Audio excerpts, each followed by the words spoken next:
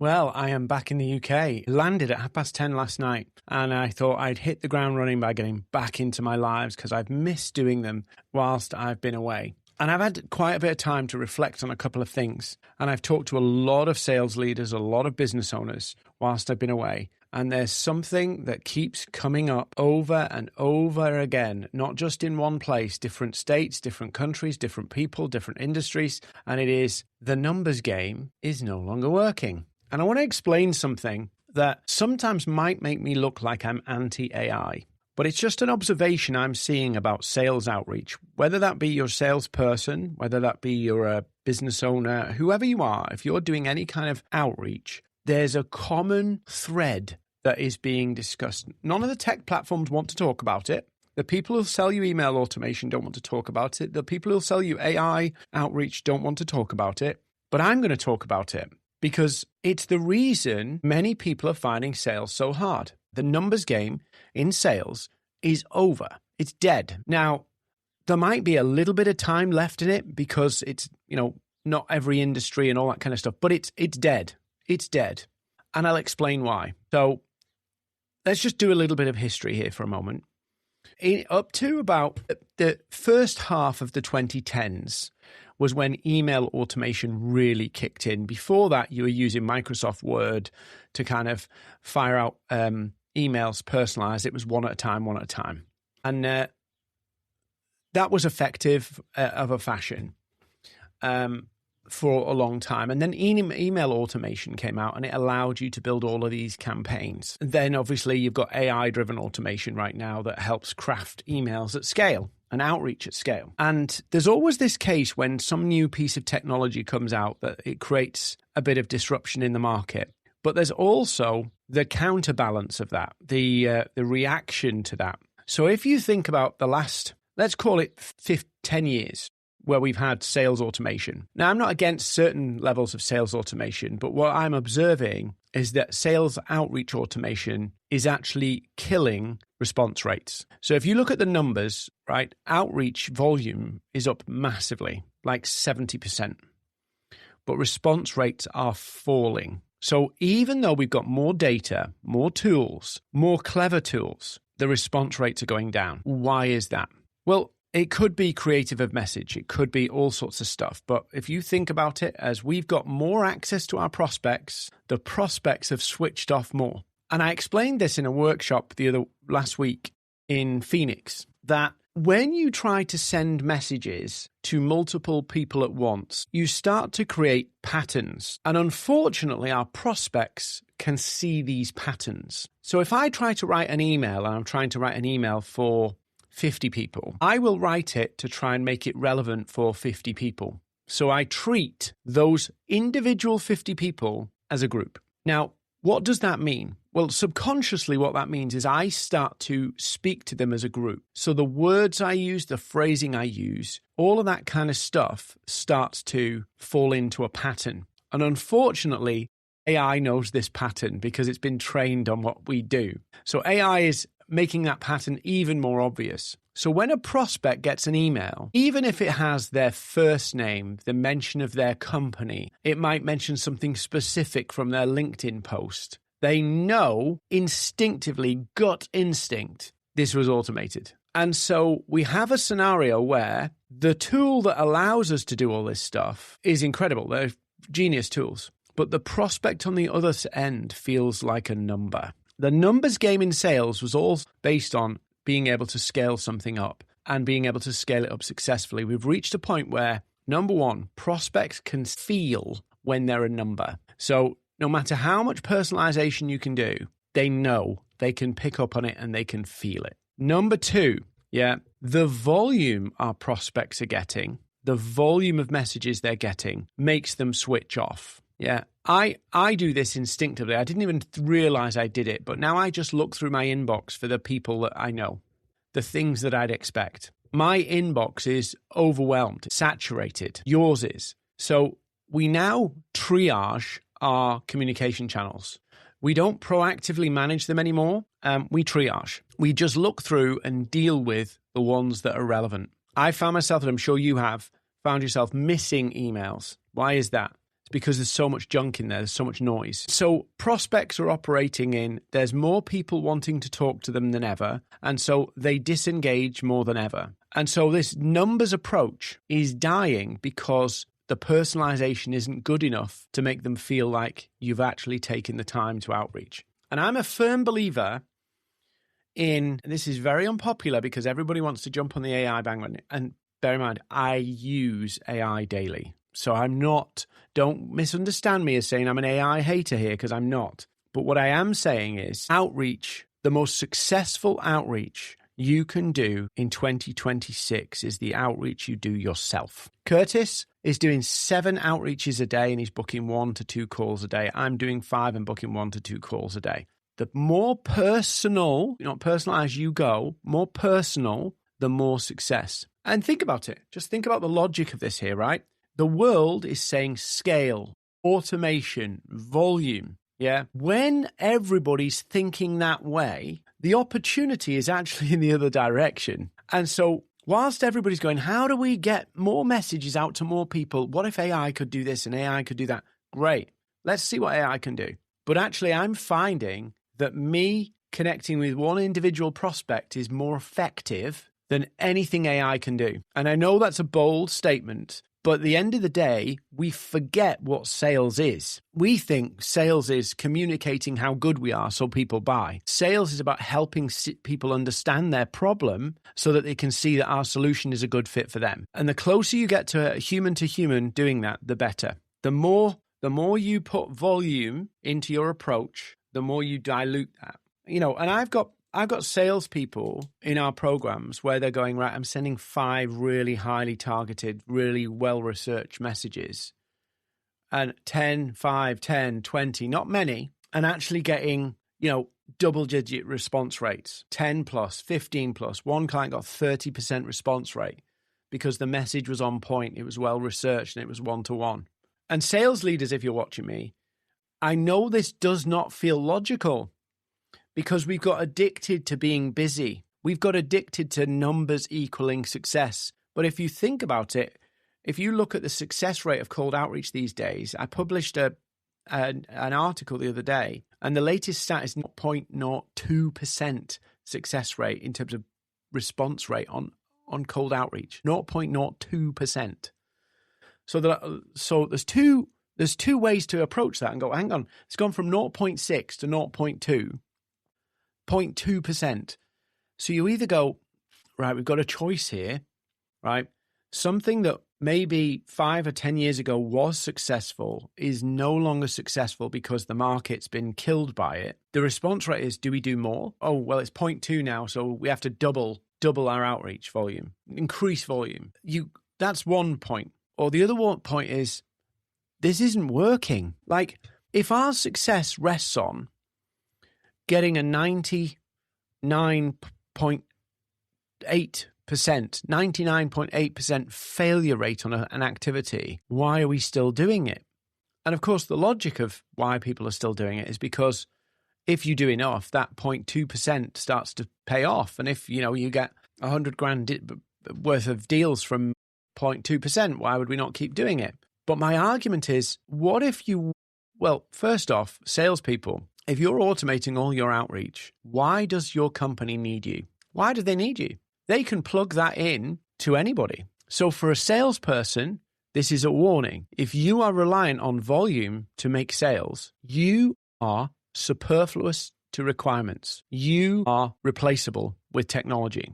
But sales leaders, if you're allowing your team to do this, you are basically meaning that your department is totally replaceable with tools. Now, you might be thinking, well, that's where I'm going. Sales skills are about connecting with human beings. And unfortunately, technology has helped us forget that. Technology is the great equalizer. But in this scenario, technology has allowed salespeople to basically fire out messages and just deal with whatever bites, to play a numbers game. And now that numbers game has bit us in the ass because now people don't pay attention as much. So the very tool that created the opportunity has been overused to the point where actually it's no longer working. So maybe at some point AI will find a way But all the AI outreach I'm seeing at the moment has personalization that you can't just... It's good in one sense, the AI outreach I'm seeing, because it's using personalization that is hard to do unless you're human. So I get a lot of outreach about my podcast, and people will mention a specific episode. They'll mention something I said in that podcast, but the way it's said is weird. Oh, I loved your insights on this when you talked about this in that podcast. Like, what did you love? It's weirdly specific and generic, opinionless at the same time. And human being can spot that pattern. So even the AI outreach right now that I'm seeing people going, more of this shit, basically. So why am I doing this live? I'm doing this live because what's working right now, what's filling pipeline right now is going the opposite way. The world is going more volume, more numbers game. Play a bigger numbers game because the numbers aren't working as well as they used to. But actually what I'm seeing on the ground, literally as people are outreaching today, what I am seeing is the more human, the more individual outreach you do, the more success. And think about it. If you're think about what we have to do to try and achieve volume now. We get multiple inboxes, all this kind of stuff. And it's like, we're engineering ways to talk to more humans because humans are ignoring us because we're trying to engineer more ways. When we could just talk to humans, we could just literally go, hang on a minute, I've got 5 people in sales. Your job today is to actually talk to some human beings. No emails, no automation. Go and talk to some human beings. Because that, I fear, if we don't do something about it, we will destroy all of these mediums completely. But I do it myself, my own team do it, the sales teams I train, the business owners we train, I'm saying to them, you want the best response rates, go 1-to-1. And then, I did say this to somebody in Vegas, and they said, yes, but that doesn't scale. And I'm like, yeah, but you don't need it to scale. If you've got a salesperson, and this is the delusion of scale, isn't it? If we can send more, we must get better results. Actually, no, the results are getting worse. It doesn't scale. But if you were a salesperson and you did 5, let's just call it 5. I can do 5 ultra-human outreaches in about half an hour. Ultra-human. If I'm focused on the right persona. If it's multiple personas, I can't do it. But if I've got 5 sales leaders at cybersecurity firms, for an example, I know what their challenges are because it's very common across those types of businesses. So I go, okay, I understand that. I can do 5 ultra-human outreaches in 30 minutes. And out of those, I'll book 1 meeting. Yeah, sometimes more, sometimes less, but on average, 1 meeting from 5, right? If I did that 3 times a day, I'd book 3 meetings a day. And I can't do 3 times a day because I've got other stuff to do. But if you're a salesperson full time and you block out 3 30-minute blocks to send 5 that's 3 meetings booked today. 3 meetings booked today. That's 15 meetings a week. Yeah.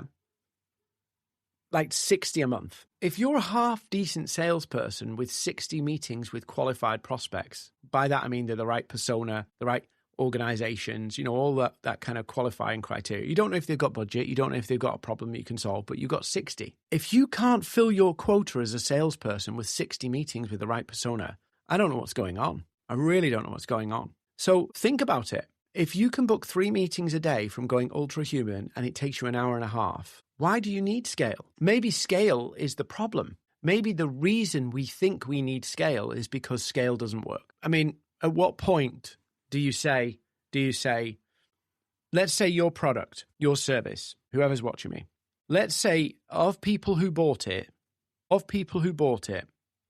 99.5% of people who bought it, it didn't work.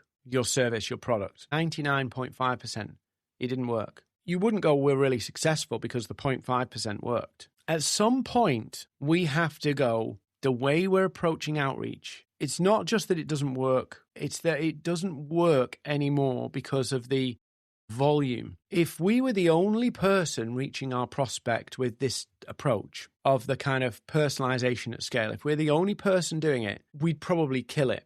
We'd absolutely smash it. The problem is that 10 other people are doing this to your prospect as well. And so those patterns start to build up.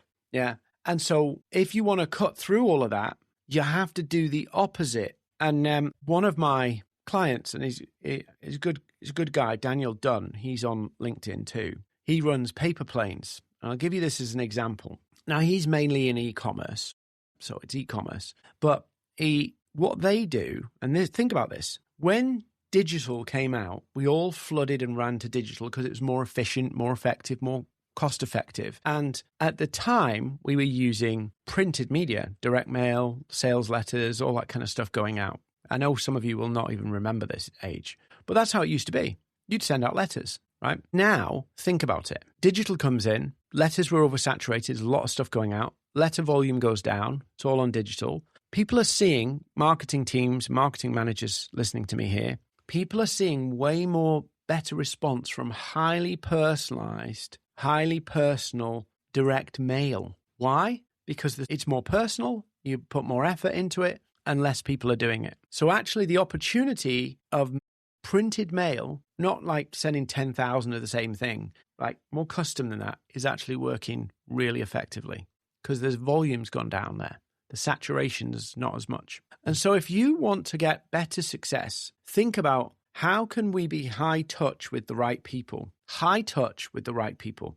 There's a reason why in-person events are some of the best converting activities you can do. High touch. And so when we want better response with outreach, we have to think, where's the high touch opportunity? Because that converts the best. And that's what I'm doing with my outreach. And that's why I don't need volume. And I'm saying this partly to put it out there, create a discussion, but also because I think more people are going to talk about this more and more. Why do you need to reach thousands of people or hundreds of people when you could just have a conversation with one person and get a better result? So I would argue that scaling outreach is a terrible idea in this moment where we are now. It may change. Yeah, I'm not saying it won't change, but right now, human being can spot the patterns and the patterns aren't good. So they can spot the patterns. So go the other way, go ultra human, go the extra mile, go high touch. Yeah. And scale the unscalable, scale individualized outreach, scale it. I dare you, because it's working. It really is working. And even if millions and millions of people do it, yeah, it will still work because it's your effort, your focus, it's human, but nobody will. And salespeople, I'll just say this to you, salespeople. Yeah, I'm going to give you a piece of advice. I've been doing this for a long time. And I started out in sales. My first sales job was 26 years ago, right? So I've been doing this a long time. I can guarantee you, if you do not understand salespeople, if you've been reliant on technology to achieve your targets, and you've not been thinking about your selling skills as a human being connecting with other human beings, you are at risk. You are at risk. I'll finish off with a little story, and it's something that happened to me in Phoenix. So I went in my first driverless taxi in Phoenix. And it was a really cool experience. Really cool experience. Loved it. Although I was a bit nervous about it. It was a cool experience. Put the video up. So it was a great experience. And then later on in that day, I spoke to an Uber driver. And the Uber driver was like, they're everywhere now. You know, it won't be long before they don't even need Uber drivers, right? Now think about how this has worked. Follow this pattern with me. We first had taxis. And taxis, here in the UK at least, when you hired a taxi, that taxi driver didn't need a sat-nav.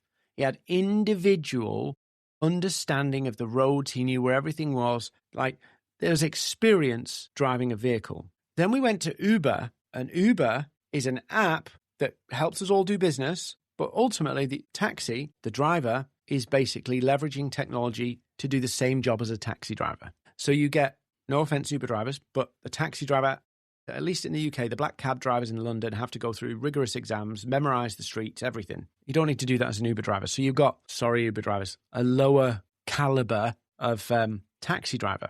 But the consumers have got convenience. It creates opportunity. Who cares? Uber now realizes, yeah, we don't need the drivers at all. Don't need the drivers at all. Now follow the pattern of how sales has gone. It was 100% human pre, all this technological boom. And then it was about relationships and salespeople working relationships and knowing and building trust in the market and doing all that stuff. It was a skill game. Then automation came in and made anybody able to get an opportunity. If you're a 22-year-old kid, you get a job with a tech company as an SDR, plug you into an email, plug you into this, give you a load of scripts, anybody can do it.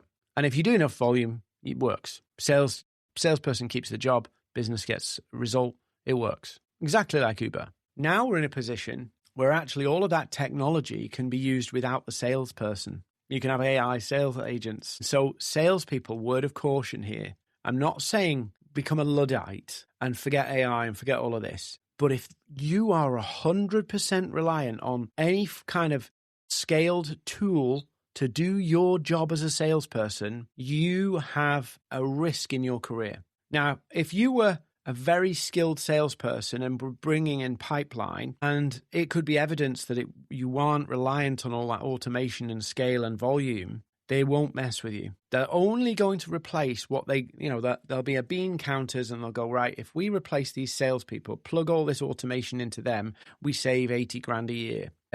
And if we get rid of 10 salespeople here and plug them into one really good person, who will they plug those really good people into? The people who are really good at converting humans. That's where it's going. So you'll end up with sales agents doing outreach, which a lot of companies won't even care how effective it is because it's so cheap. Let's be honest. They'll plug all of those auto agents into a very skilled, very talented, human-centric salesperson. And that human-centric salesperson will be brilliant at closing, building relationships, doing all the human things. So if you want to survive in sales, you've got to think about, where's my ultra-human skills? How do I build connection, trust, all that kind of stuff? Sales leaders, if you want to hang on to some people, it feels like we're about to go into an era where, do you remember when ChatGPT came out and all the copywriters went, oh crap, sales, that moment's coming. You got to go, where's my ultra-human skills? Can I articulate a value prop? Can I go on a discovery call and figure out where their challenges are? That's the skills that you're going to need. And I'd encourage you, sales leaders, do an experiment. Take one of your salespeople and do an experiment and forbid them from using automation and say to them, I want you to do ultra-human outreach, ultra-human. And I'll send you some guides on how to do it if you want. Ultra-human. And watch the difference. Just watch the difference. I don't need to say anything else. You do it and watch the difference. You will see. It will become very, very clear. Don't just track how many things they do, activity, because that forces volume. And when you force volume, you lose the potency of what you're doing. Actually track the calls booked and just measure them against calls booked. Rather than measuring calls made or emails sent or DMs sent, measure the calls booked. And then what you'll find is completely different way of working. So the numbers game, in my view, is over. I think human beings, even with clever AI, human beings are great at adapting and they learn, this is AI, I'll ignore it. And on that note, go try it. And it's great to be back home, back in the UK. It's a little cold, and I'm going to try and get fully in the swing today, but I am a little tired. I got in at 10:30 last night. We had a 10.5-hour flight 10-hour flight from Vegas back to London, then a 3.5-4 hour drive back from Heathrow to Devon, which was brutal. Anyway, have a great rest of your Sunday.